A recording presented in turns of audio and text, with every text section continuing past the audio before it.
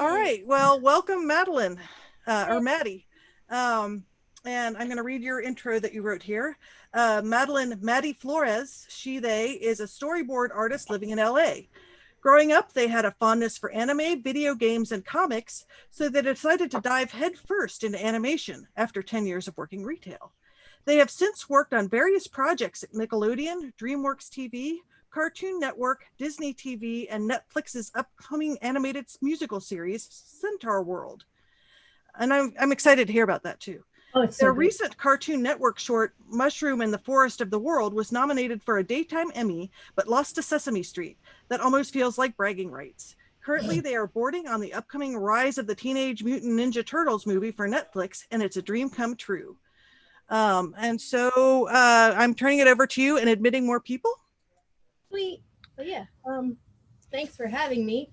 I'm Maddy Flores. This photo was taken in Norway, and Christine might have been the one to take it, but she's also sitting right next to me.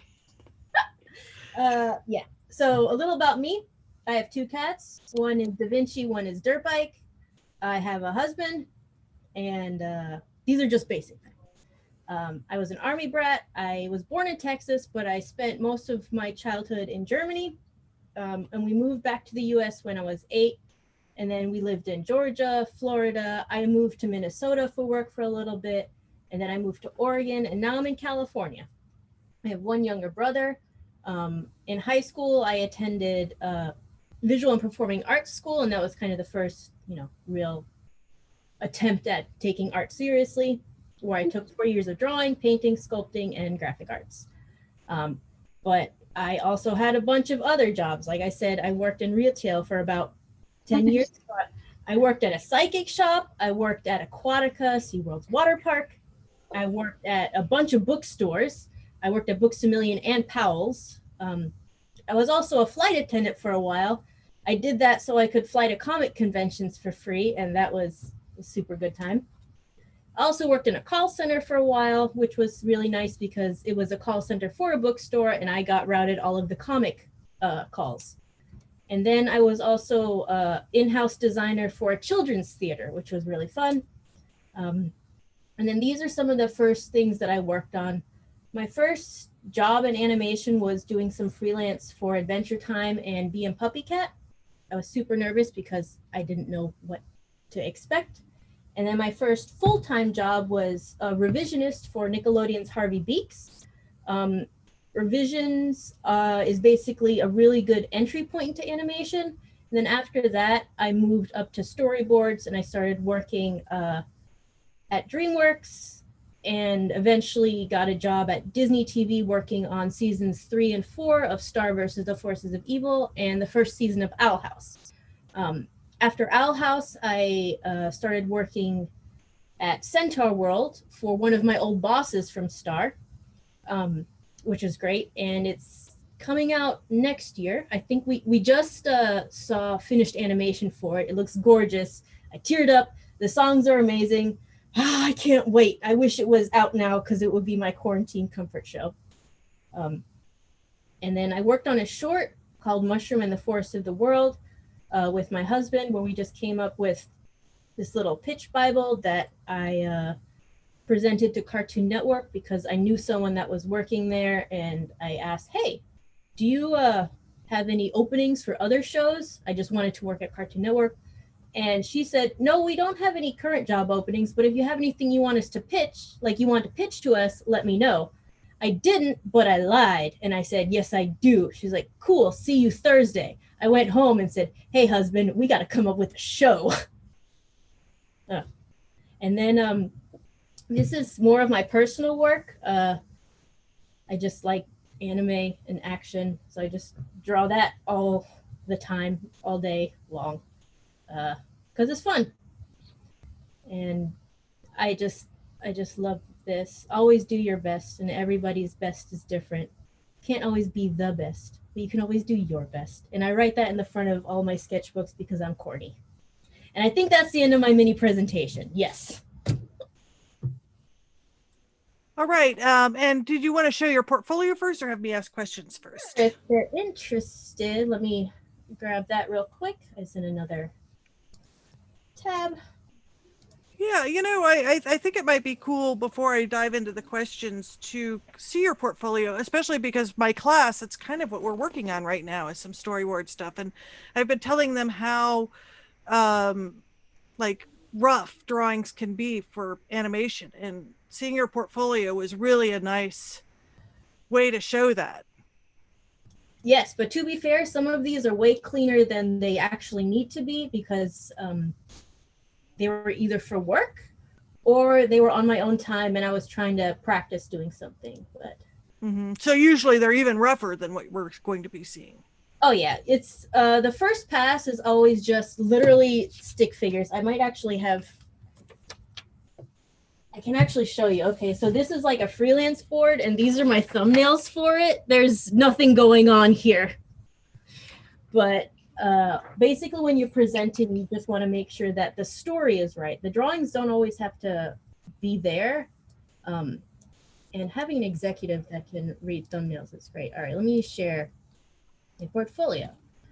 So I start off with my resume, personal experience, and what exactly I did on each. And it's important to note if you're working on scripts, if it's board driven, if it's an original property.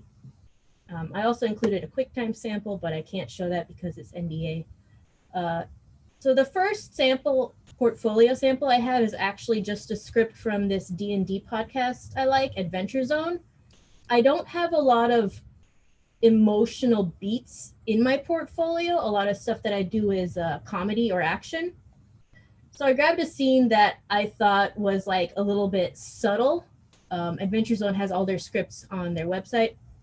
And I just boarded this out. And it's super rough, but it did get me a job. So, do what you like. And so really what people are looking at here with these is the story beats and the action, and you can see how much action happens actually in each board and how it relates to the next one. It's some of that, but most frequently they want to make sure that the composition is correct and makes sense. So like this is super rough too. Having your ground plane grids, having making sure that like your shots hook up properly enough. But you don't have to do a lot of acting in there. If you want to add some subtle acting, it's good for a portfolio because no matter what you're going to show, that's what the recruiter is going to assume you can do and what you like to do. So you kind of also want to tailor your portfolio to whatever project you're applying for. Like even though this isn't rough, I made sure to clear like layout that this is where they're sitting in the middle of this like barn. And then I also included some samples from stuff that aired. So these were some from Owl House. And with these, since this production already had backgrounds, I didn't really need to think too hard until I got a camera angle that didn't have one.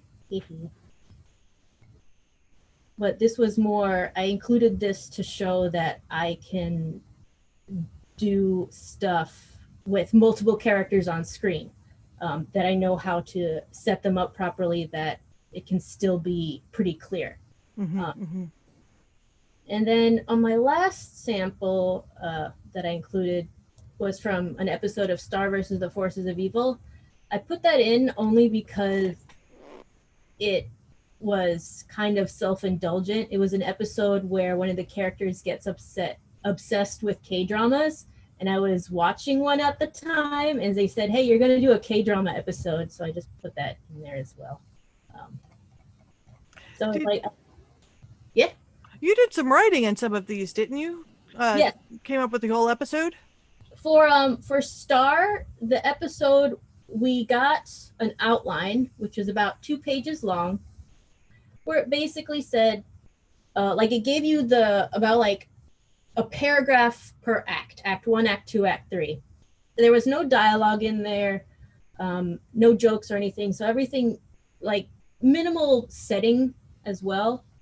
So me and my board partner, Nicolette Wood, wrote everything, came up with like I don't know how to explain. It's such a collaborative effort, but writing dialogue for that show is super fun. Mm-hmm. For this character because she's got a bit of an attitude, so it's nice that you don't have to be like super Mickey Mouse nice. Uh-huh. Uh-huh. Uh, Yeah, it's really interesting. Like even seeing you scroll through these, it feels like an animatic almost, and you see the amount of action that happens in each frame. oh, it's Um, too much, but so you're some you're saying these are even more finished than what you would normally. I think the thing is whenever I really like a scene, like have giving her a horn with an axe on it, I spend more time on it.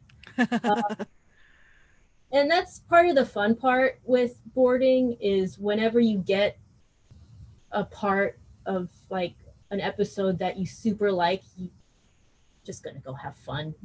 And that's why I like having a good director is also important because they'll know what your strengths and weaknesses are, and they'll assign you scenes that they know you can play up. Like for Centaurworld, we have an episode that's kind of like it's kind. I don't know how to describe. It's kind of like RuPaul's Drag Race, and they had a song in it that was kind of like a lip sync for your life type of moment. My friend, my board partner, is not from America and had no idea what any of those references were. So my director was like, "All right, Maddy, you're taking that scene, and we're going for a different part." So, you know. Mm-hmm. Mm-hmm. That's really interesting. So seeing these is really, and it's interesting. You've done a lot of musical stuff. Do you like boarding musicals more than like regular straight on scenes? What's your favorite thing to board for?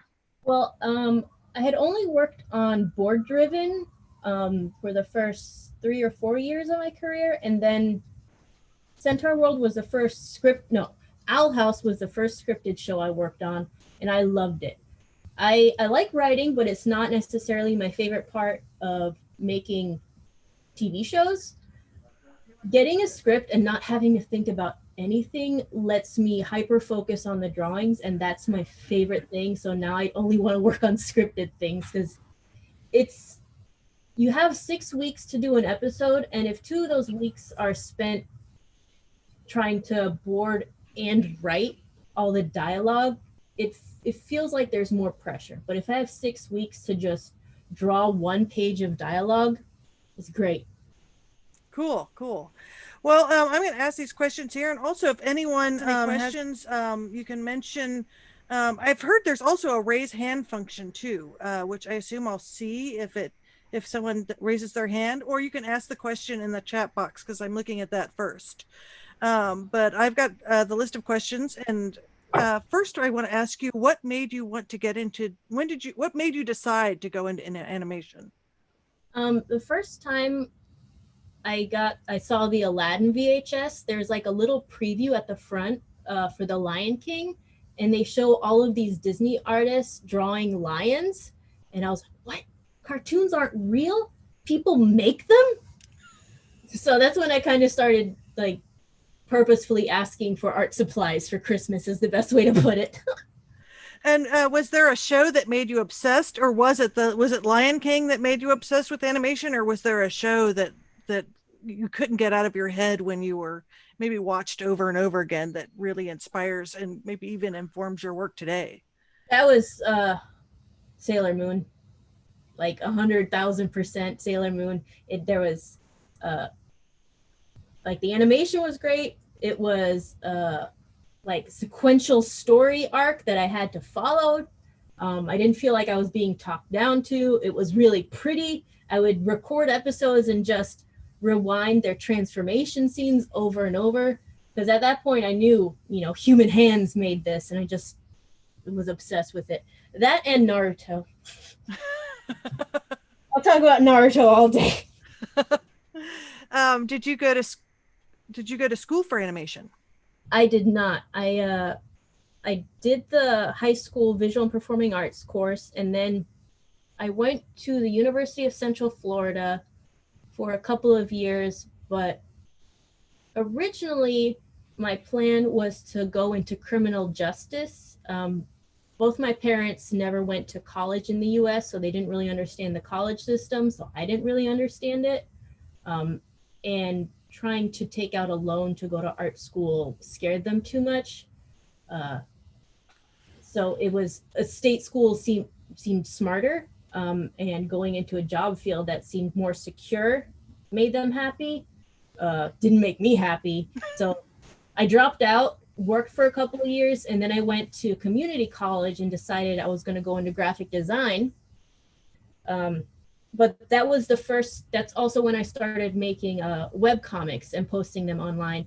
And while I was taking drawing courses, I got an email asking me to test for Adventure Time.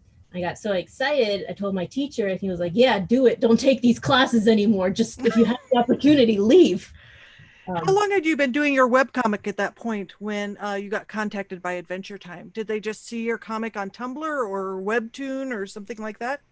I think the person that saw my comic first was a revisionist on Adventure Time. Her name's Natasha Allegri. She asked if I could freelance. She was doing a show called Bee and Puppy Cat. And since she's connected and really good friends with the show creator, Penn Ward, who did Adventure Time, there must have been some crossover in who saw what. So at that point, it was maybe like 2-3 years of doing a webcomic. Yeah. Oh, wow. So like 2 or 3 years in, you got the call. Yeah, it was fun. And you did a graphic novel based on your web comic as well, didn't you? Yes, but that was it was an awkward experience, I won't lie. So I felt like it was a little bit too much to try to work full time and do a comic. I kind of regret not taking the specific time to actually hyper focus on the comic, because looking at it now, I'm just like, oh, I remember I was stressed, sick on the couch, and I paid my friend $500 to letter it for me because I was throwing up. Like it was a little bit rough. Time management is important. Especially with the amount of work you have to do with comics or with storyboarding. Yeah. And how did you get your first animation job? The portfolio you just showed us, you said you got a job with, and I guess it was getting contacted for the webcomic, right? Yeah. My first full-time job after the freelance, I was posting my comic, and then I'm trying to remember the order of events. My boyfriend at the time, now husband, was going to LA for work, and I had time off. I was like, oh my gosh, I'm going to come with you. I've never seen LA. So I went with him, and I messaged the studios to be like, I'm coming. Can I get a tour? Because I was genuinely interested. And then while I was waiting for a tour to start, Carl Greenblatt walks by. And at the time I had like fire engine red hair and had like a little picture of myself on my website. And he was like, oh, I know you. What are you doing here? Do you live here now? I said, no, I'm just visiting, mini vacation.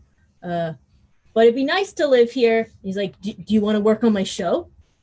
And I'm like, this is too good to be real, but yes, please. So he sent me a test. And yeah, because he recognized my work, and he gave me some of my best career advice, where it was, he said, I can teach you how to storyboard, but I can't teach you how to tell a joke. So like, wow. So yeah, the acting involved. Yeah, like, and being like, he said, essentially he said, drawing is secondary, story is first. And I think that's also important to know, especially I get some questions where people ask, oh, I don't know the program that everyone uses. And yes, it is very expensive, but so many people have never used Toon Boom, which is one of the industry standard programs. Studios will have actual classes to teach you this program. So don't let that stop you. If you're taking a test, even drawing on paper is fine. Downloading a free trial is fine, or even using Photoshop is fine. It doesn't matter if you don't have the actual program. But having the timing and knowing how to tell the story is. Yeah, comedic timing is something that you hone yourself. It's not necessarily, I mean, you can take classes on it, but you know, you still have to study and figure out your own voice. Mm-hmm. One of the students has asked a question, and it's a segue kind of into the next topic. She wants to know, are there any steps that a young aspiring animator should take if they wish to be in the industry? And I think the question I was just about to ask was always the same thing. What advice? So Hope, I was just about to ask a question very similar to that. And and you've kind of talked about that a little bit. Like when you talk to aspiring animators, do you tell them just to like watch TV and draw their own scenes, or like you did the D&D script, for example? Yeah, I think that kind of is really good for practice. But if you have a portfolio and the skills, the best thing to do is to share things on social media, interact with people in a polite way, and also once job openings are there, you have to apply.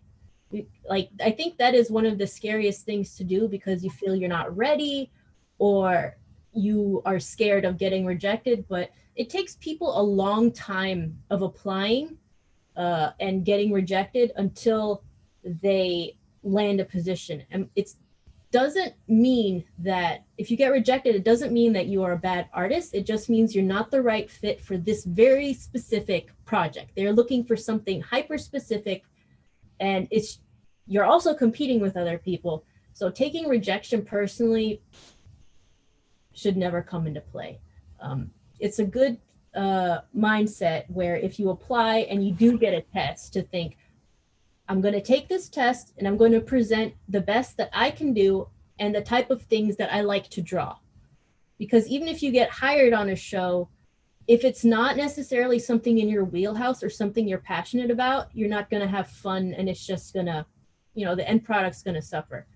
So I took tests for a full-time position at Adventure Time, took tests for full-time positions at Steven Universe and a bunch of other places. But after I got rejected, I realized, because this is not how I can naturally tell stories. It's fine. And then when I got hired on Harvey Beaks or Star and Centaurworld, it was super easy because this is just how I naturally draw or tell a story.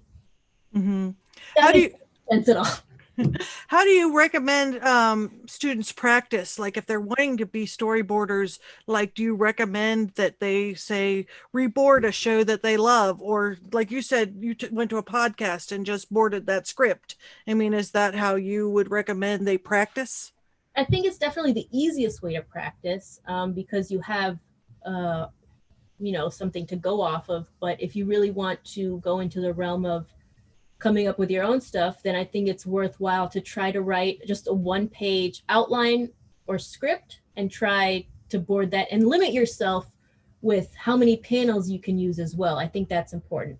A lot of tests they can be as short as 25 panels. They can be as long as 90 to 100 panels. So making sure that you realize how much work that is as well. There's another good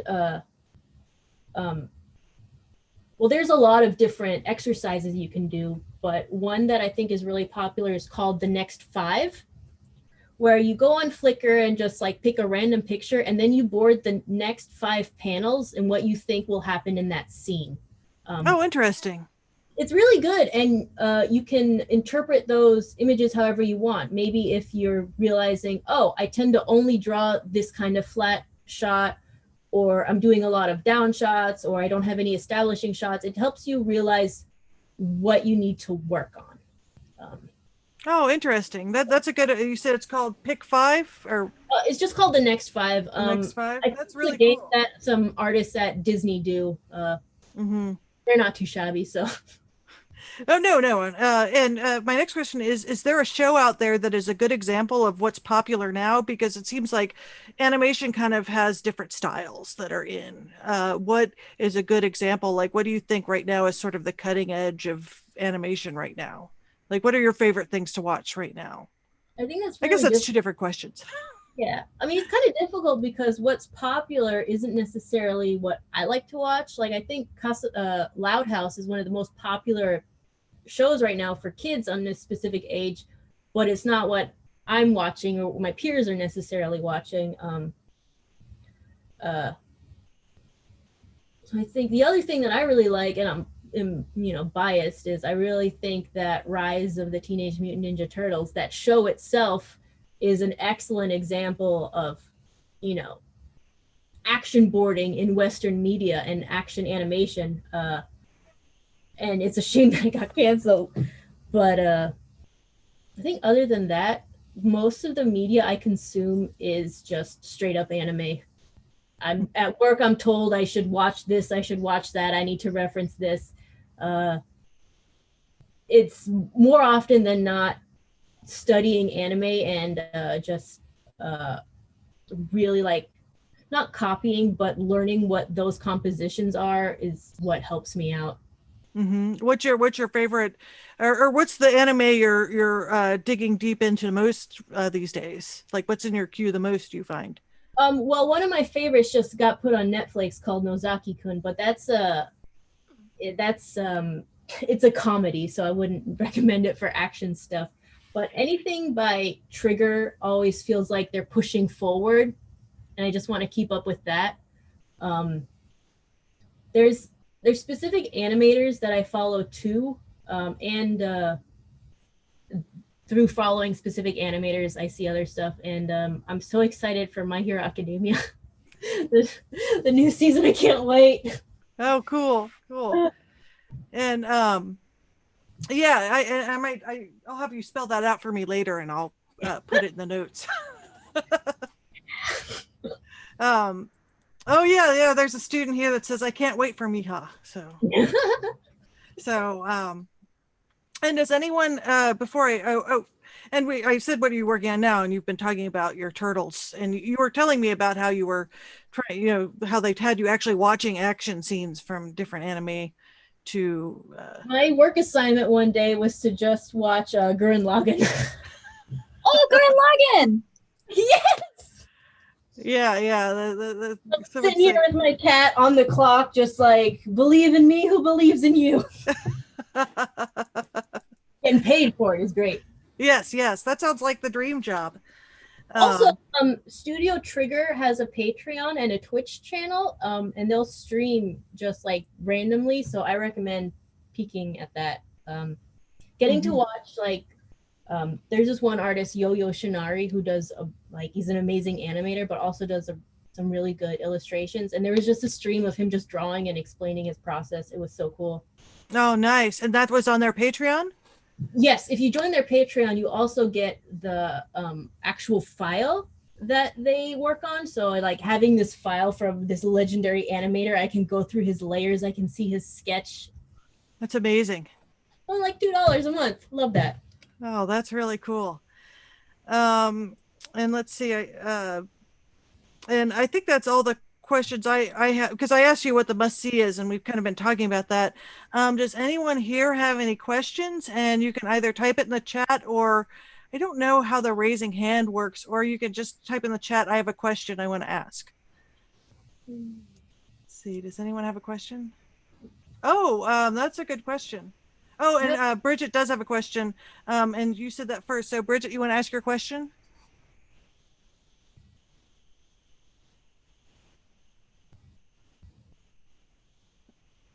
I don't know if Bridget, do you want to ask your question, or do you want to ask it in the chat? She's here, but we okay, the COVID one while you type. Okay. Yeah, answer the COVID one. Yeah. How has COVID affected your workflow?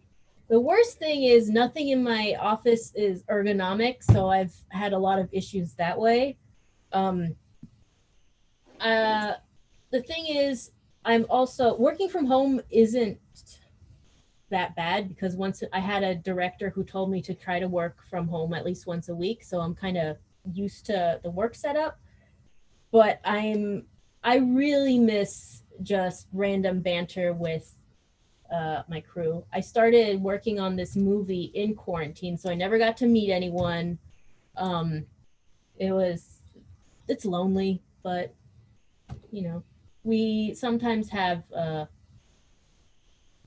we'll use Magma Studio so we can all draw together, which is nice. But I guess another thing is I just feel like I'm always at work, because I just like drawing for fun anyway. So I'll have my Storyboard profile open, 6 o'clock hits, and I'm like, all right, quitting time. open up a new layer and keep going, and it's I understand the feeling. I like that's all I do pretty much is draw too. So yeah. I draw comics for fun when I'm not working on my kids' books. So I Yeah. totally get that. Joe, who teaches here, we saw earlier, you can see the question. She says, I teach sound design for animation. What would you recommend for my students who are interested in pursuing that side of the business?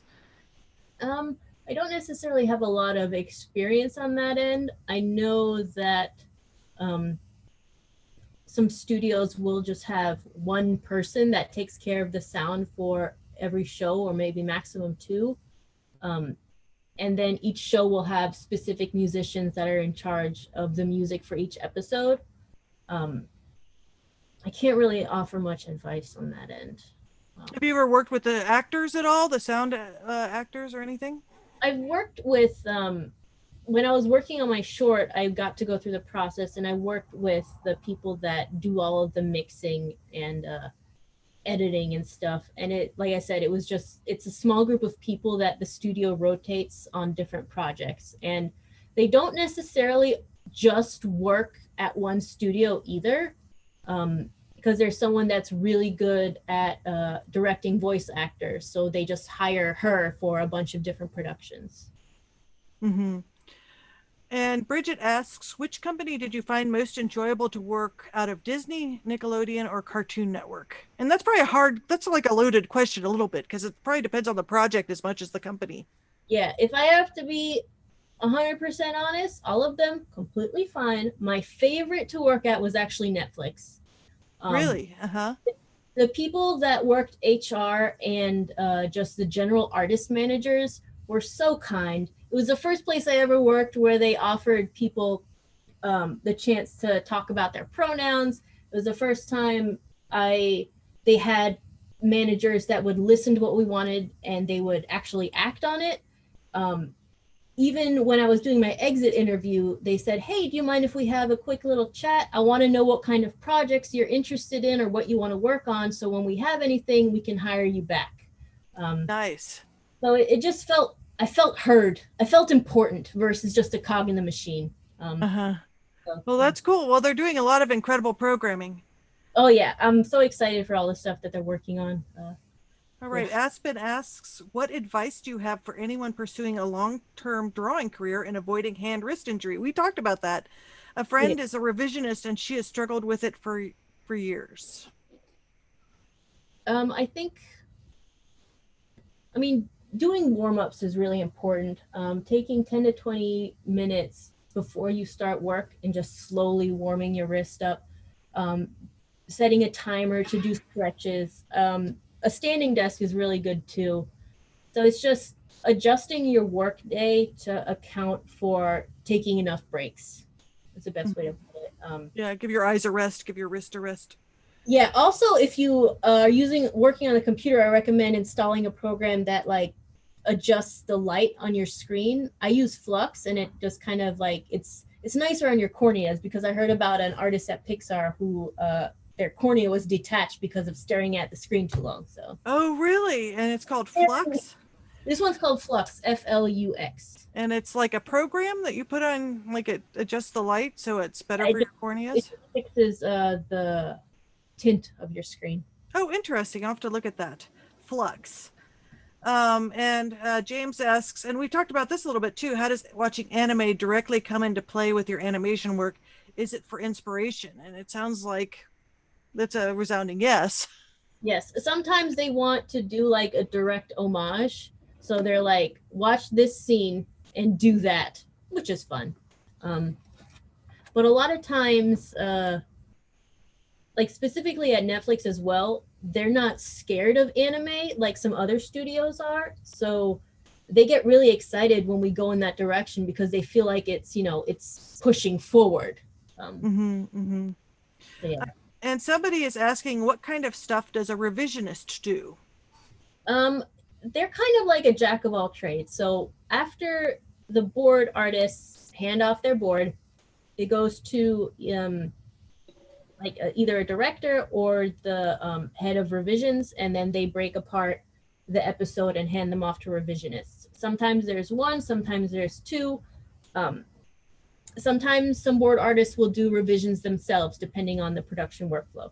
What it basically means is someone went through the entire board and redlined any small inconsistencies, whether it's, oh, this character is carrying a backpack in the scene, go back and draw in all the backpacks. This character needs eyelashes, otherwise the animators are not going to draw on the eyelashes. So it's kind of like a lot of tedious small stuff. Sometimes you'll also have to just, you'll watch the animatic and you have to make sure that the drawings match what's in the animatic, and you have to go through, make sure the dialogue matches it. And that's something called conforming. So you conform the board to the animatic because the board is what's being sent to the animators and that's what they follow.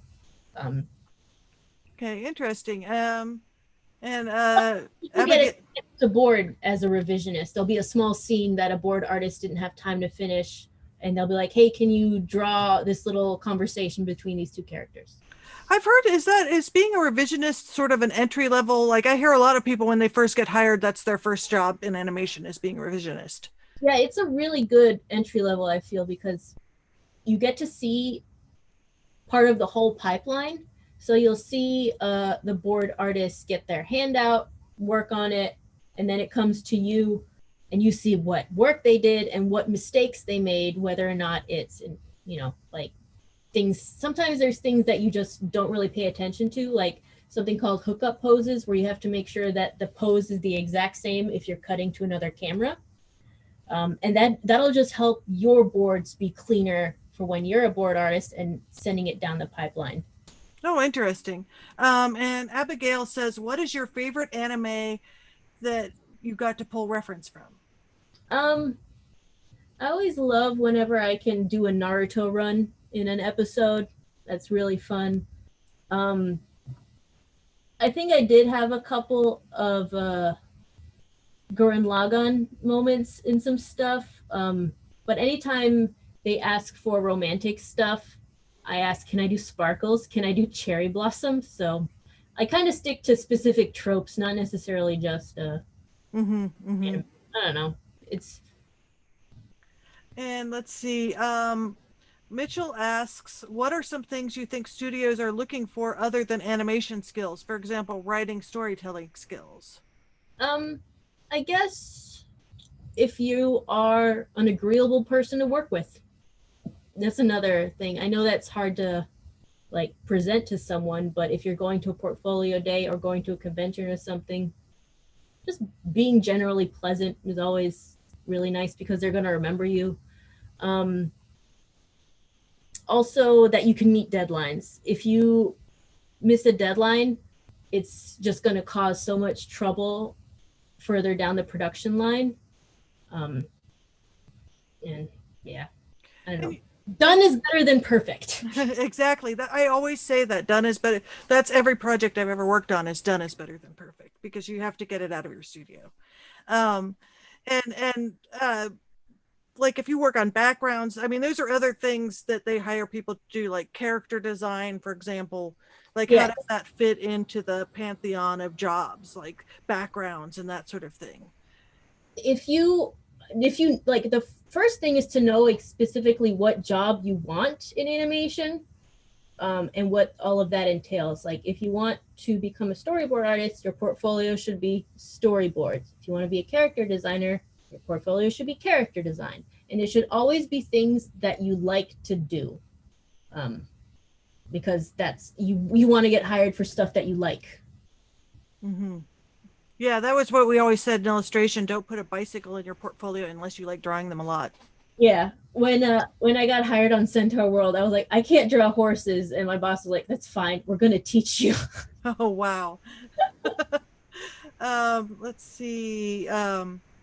Oh, and James just makes a comment that he sees the direct comparison from Gurren, especially in the new Teenage Mutant Ninja Turtles. Yep, that's 100,000% that. And this is an interesting question. And I think I talk about this a little bit more usually in my illustration classes, but I think this is kind of talking about working for a corporation. It says, I heard a rumor that when you work for Disney, that any projects you work on outside of Disney become Disney property. Is that true for you? And is that, I mean, I suppose anyone full-time for a corporation, that's possible.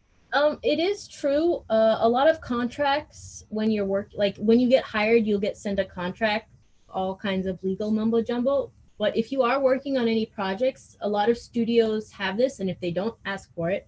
A section where you can list all of your current projects that you're working on. So when I started working at Disney, I was already working on my short for Cartoon Network. So I had an addendum added where short pilot, unnamed, with the studio, and my comic that I was working on. And then I just also put my Instagram account name. So anything that I put on there would just be generally covered. I learned that last part because my friend has a comic that he only puts on Instagram. So he just branded, like his brand now that he protected was anything that he puts on there. Also, when I was working there, I don't know if this was true or not, but I played it safe. Anything you draw on company equipment, they could technically claim ownership for it. So I would only draw fan art, because if I'm drawing fan art of existing characters, they can't say that's ours now. Yeah, that's a good plan. A lot of corporations. I mean, I even co-opted IBM when I was in college, and they actually, even as a co-op, said that if you had an invention you were working on at home or whatever, like they considered when you're their full-time employee, they own your brain unless you, like you said, cleared it with them or had some sort of addendum to your contract. And toy design, I mean, if anyone remembers, most of the people here are probably too young, with Bratz dolls, Yeah, and how that guy developed the designs. You knew Mattel had something on him because they kept going and going, like they were relentless suing that guy, and there's no Bratz left. yeah. They got rid of every last one of those dolls. The fans are still ravenous about them though, so that's good. Really? So it's like a secret thing, because I think you can't get them anywhere or anything. Let's see if there's other questions. Oh, and someone's asking about remote opportunities to work for studios full time, specifically for character design. Right now, yes, everything is remote work. Specifically character design, you'd have to go production by production, and a good way to find that out is to look up the Animation Guild. Sometimes they'll tweet open positions, or just going to studios that you like. And if there's a specific show you like, try to apply to that too. And right now, the attitude that I see in studios is like excitement about realizing that work from home works, so they can hire more people. Like on the Turtles movie, we have people that are like in 7 different countries. So like there's board artists in France, there's board artists in Nigeria, there's board artists, you know, some in LA and some people in Florida. So That's one of the beauties of the internet. You can work for anyone in the world, really. yeah, as long as you have a connection and you can upload your files at the end of the day, you're golden. Bernadette says, did you get hired fairly easily, or do you find it difficult to get hired in between projects? Once I made it in, I figured out really fast how to hustle for the next job. When I get hired, I always ask what my end date is, and about like a month or two before the end of my end date, I start contacting studios, or I start asking friends that are on different shows. So far, I've had luck in being able to find work that overlaps immediately, or that lets me take a break. Like like in the summer when I was able to take 2 trips, and I just spent a month off for myself, which is great. But it is important that when you are in a studio is to start getting to know the artist managers or people on other shows as well, and just letting them know that you're a fun person to work with. So if when your contract is up, they'll want to keep you around. So networking is super important. Yeah.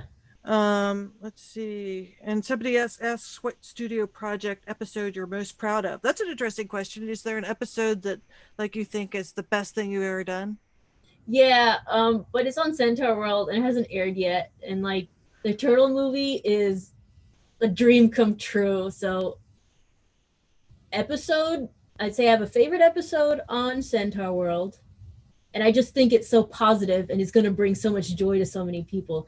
And like the coolest thing is working on the Turtles movie because I am also a Turtles fan and I think that the people on it are so talented. I'm learning so much.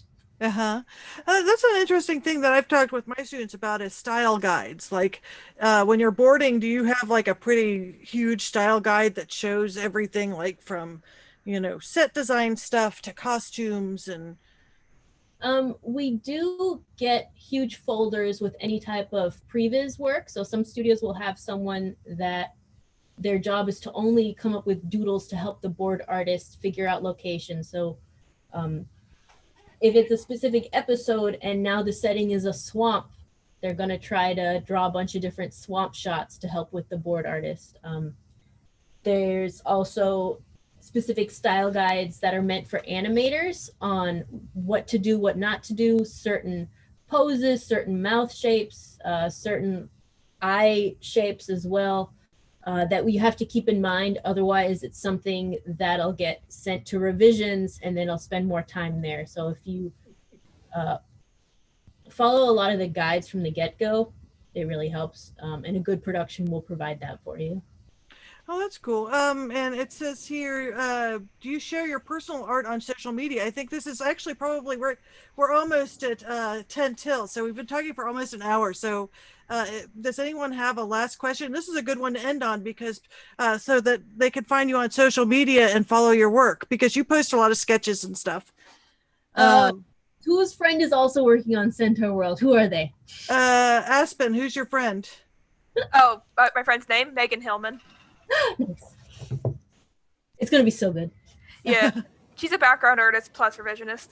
Oh yeah, the backgrounds are like Lisa Frank wishes. Wishes.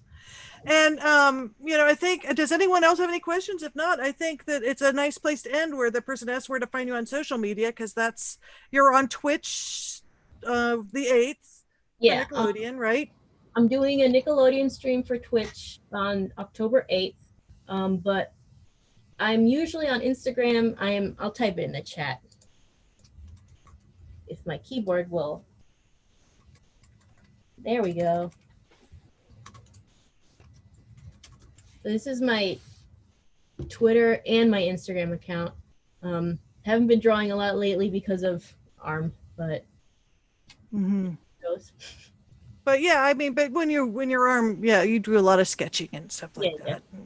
Yeah. It's a great place to follow you and, like I said, the Twitch and stuff. So we really appreciate you coming. This has been a great talk. I think the students, did everybody really appreciate it? I don't know. Tell me if you didn't.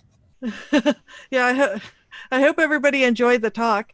Everybody's saying yes, thank you. It's awesome. And this is being recorded, so if you want to look back and see any of the stuff from Maddy's portfolio, or maybe watch something again, you'll be able to rewatch it. Yeah, so everybody really enjoyed it. So and if anyone has any questions like after the fact, feel free to message me on Twitter, Instagram. Just let me know that you were in this chat. I don't mind at all. And I will put this in 2 places. Mark is going to put it on his YouTube channel, and then I can also upload it to Cultura as well. Fun. So thanks so much, Maddy, for coming. It's great talking to you again. Yeah, thanks for having me. Yeah, and I'll let you know when the recording drops. You can always link to it or something. Yay. Good day. Yeah, so thanks everyone. I'm going to stop the recording now, and I'll talk to you later, Maddy. Yeah. Bye. Bye. Bye everyone. Thanks.